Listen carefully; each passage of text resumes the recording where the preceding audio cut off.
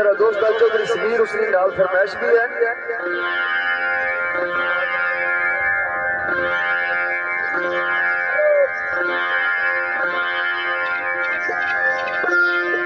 राजा दीपुर आ गया आखिरी शेर है।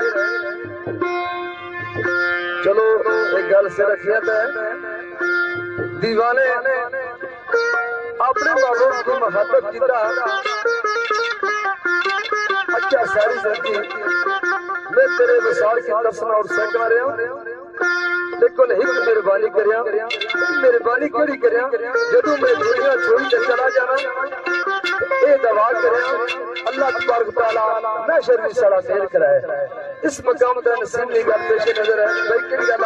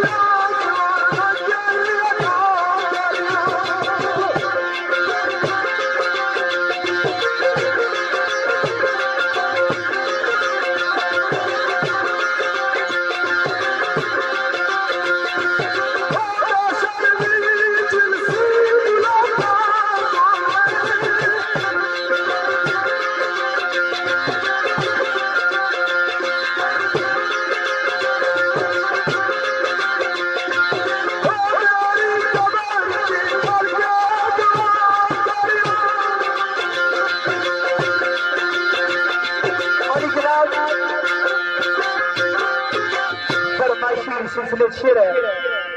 राजा तनवीर साहब, राजा अमर अब्बास, राजा सुनैन कियानी, सैयद इम्तियाज शाह साहब, सैयद कामल शाह साहब, राजा इस्माइल उर्फ चीना चौधरी फारस साहब, मुख्तार उर्फ तारू, राजा रियाज साहब, अल मारूफ रियाजू, फजल अल मारूफ फजलू, इन्हां जहाद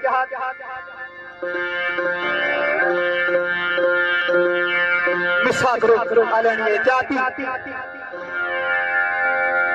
भाई केड़ी गल आखी